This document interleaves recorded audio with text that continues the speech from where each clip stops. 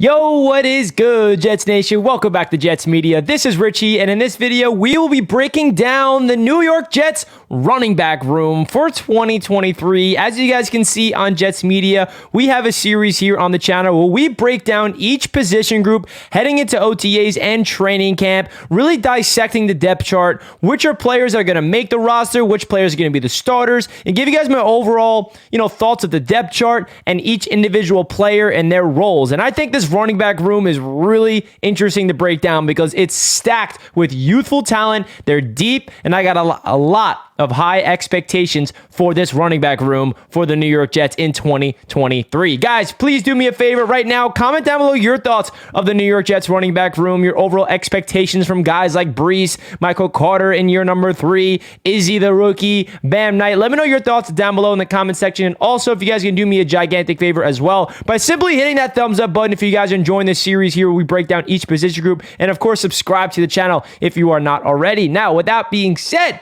let's dive right into the running back. So let's break it down. So these running backs, we got 4 to talk about. The main guys are Breece Hall, Michael Carter, Bam Knight, and Izzy Abanikanda. And then the other guys, Nick Bawden. I had to put him on here. He's still on the Jets roster, and he's a fullback. I don't know if he's going to make the 53. I know last year he was injured, and the Jets did not really use him as a fullback. We'll see if he makes the roster. And then Travis Dye, he's an undrafted free agent that the Jets got. He's from USC, also from Oregon as well. So let's break it down from the top. I think overall, before we get deeper into each individual player, the Jets have a really solid running back room. Now, the big question lies on the health of Breece Hall, but all signs are pointing to Breece Hall be ready for week number 1. Yes, week 1, the New York Jets and head coach Robert Saleh are expecting Breece Hall to return. Now, I don't know how fast he's going to get back to his normal self, but Breece Hall is looking really good so far, and he's way ahead of schedule in his rehab, which is a really good sign. Now, he is obviously the star of this running back room, and he's going to be the lead guy. He is going to be what makes this running back room that much of a difference maker and really help out this Jets offense overall, establish a run game, but not only just a run game to help milk the clock, but an explosive run game, a run game that can go the distance anytime anybody touches the ball. That's what Breece Hall brings to the table. We saw in his final game that he got injured, unfortunately against the Denver Broncos. He had a 62-yard touchdown, and then he got injured a couple plays later. Really unfortunate. But my favorite part about this Jets running back room, again, before we dive deeper into each individual player, is it's very young. There's not one veteran to talk about. Michael Carter is the oldest player in this running back room. He's going into year number 3. Breece Hall is going into year number 2. Bam Knight, year number 2. Izzy is a rookie. So we have 4 guys that are going to fight for the 53-man roster, and I think there's a chance that all 4 of them make the 53-man roster, by the way. Not guaranteed, but it's going to be interesting to see if the Jets want to hold on to 3 or 4 heading into week number 1. But they're all year 3 players, year 2 or year 1, and that's the model that you're seeing from Joe Douglas and this New York Jets front office, is really making sure the running back room is cheap on rookie deals, getting fresh legs every year in the NFL draft. Joe Douglas has drafted a running back every single year so far in his tenure with the New York Jets as a GM. It started off with LaMichael Pirine as his first draft pick. He's no longer a member of the New York Jets. Then he gets Michael Carter. Then he gets Breece Hall. Then he gets Izzy Abanikanda, not to mention the undrafted free agents that he brought in, and Bam Knight, who looked like an absolute stud last year when he was given the opportunity. So my favorite piece about this Jets running back room is definitely the youth, the fresh legs, and the explosion, the versatility that they got for this Jets running game. So now let's break down each individual player.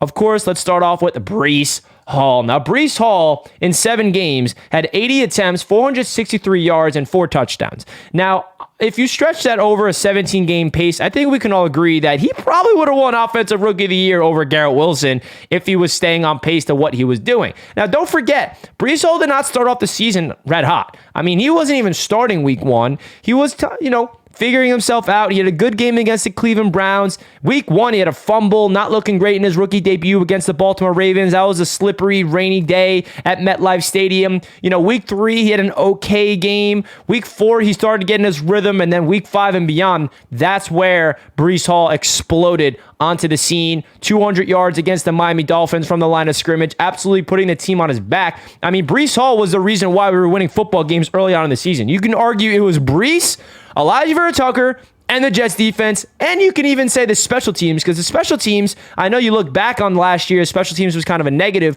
but don't forget the special teams was a critical reason why the Jets were successful early on in the year. The special teams kind of fell off a cliff at the back end of the season. So early on in the year, Breece Hall in the run game with Elijah Vera Tucker, anchoring that offensive line was the reason why we were winning against the Pittsburgh Steelers, against the Miami Dolphins, against the Green Bay Packers, and against the Denver Broncos. Don't forget the Jets went on a 4-game winning streak, and those 4 games was on the backs of Breece Hall. And I think that his explosion and his ability to pick up yards after the catch, his ability to just make people miss in the open field, his vision, his athleticism, his elusiveness, his footwork, his patience. I mean, he is a prototypical running back that is, you can argue, one of the best running backs in the NFL right now. And I think that if he did not get injured last year, everybody will be talking about Breece Hall as running back number 1. I mean, not guaranteed, but definitely in the conversation, even going top in fantasy football drafts. I think if Breece Hall did not get hurt last year, from a NFL fans' perspective, they'd be looking at Breece Hall as like a number 1, number 2, number 3 overall pick in fantasy football. For any guys that do play fantasy football, running backs are really valued high, especially dynasty leagues.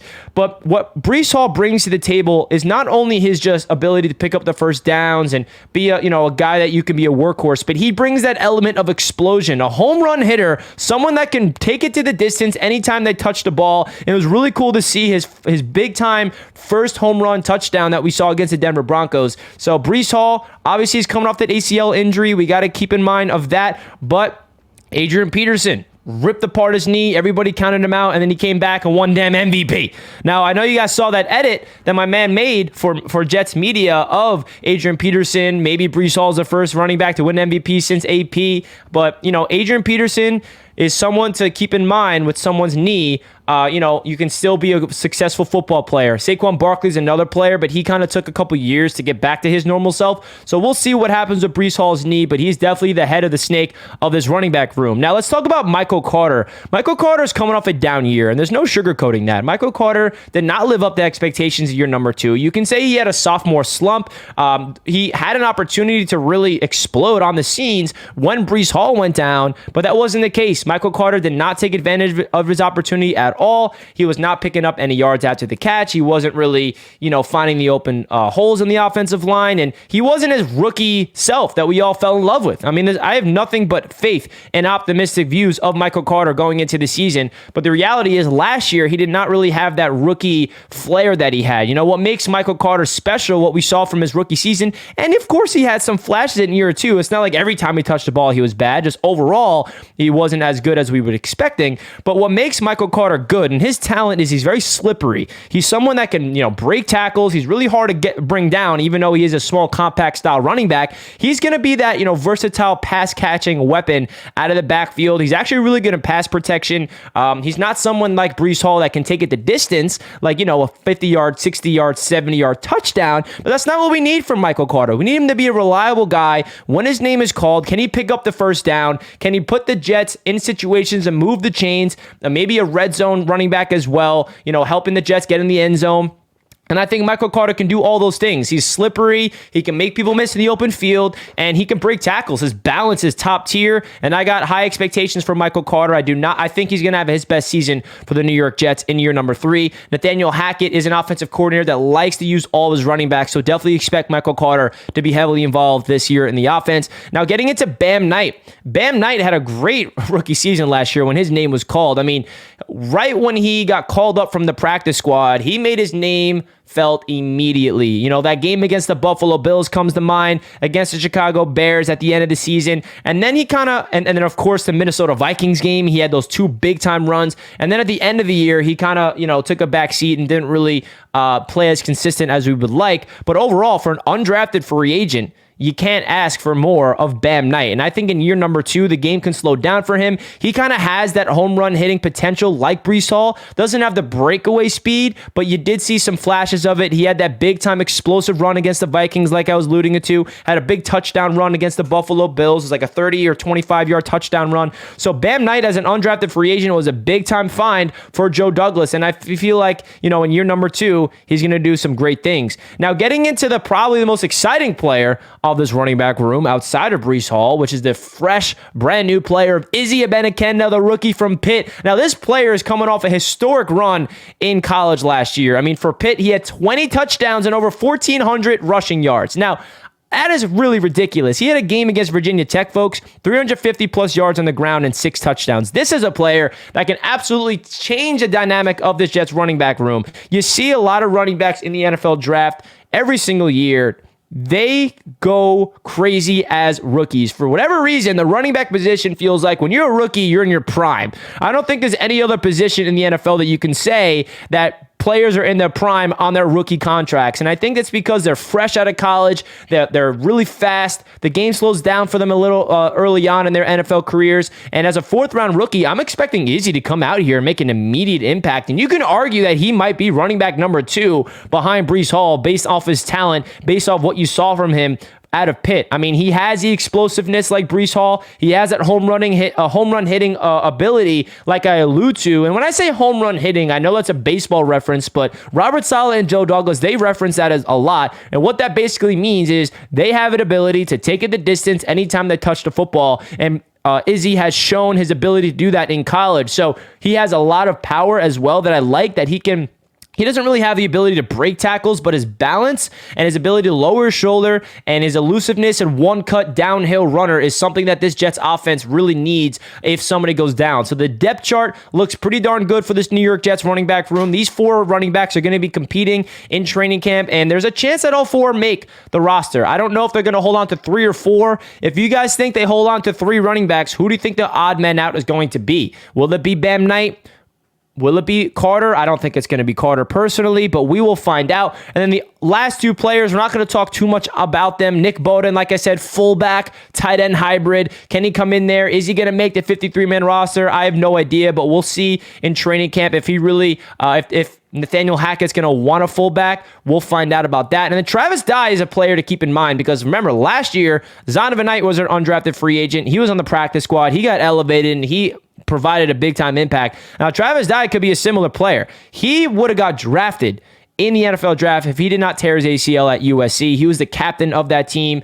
He was a leader. He was dominant at Oregon as well, transferred to USC, and he went undrafted because he tore his ACL. And you see a lot of running backs come back from those torn ACLs with vengeance. It's not like an Achilles injury where Achilles really could be something that can take your career down the wrong side. And I know ACL is not a great injury, but there are some evidence out there that running backs can bounce back from them, and we're hoping Breece Hall is another one that's like that. So guys, that wraps up this video of my thoughts of the New York Jets 2023 running back room. Let me know your thoughts down below in the comment section of these running backs. I cannot wait to see the running game. They really got to make sure that the run game is priority, and I think that in this offense, they're going to really rely on the run game to really help out Aaron Rodgers and help out this offense get fluidity to open up play actions, open up the deep ball down the field. And I think the Jets got really deep, youthful talent to be excited about at this running back position. So guys, if you stayed all the way to the end, comment down below a Statue of Liberty emoji and make sure you hit that thumbs up button if you did not already. Peace out, guys. Love you all, and let's go Jets.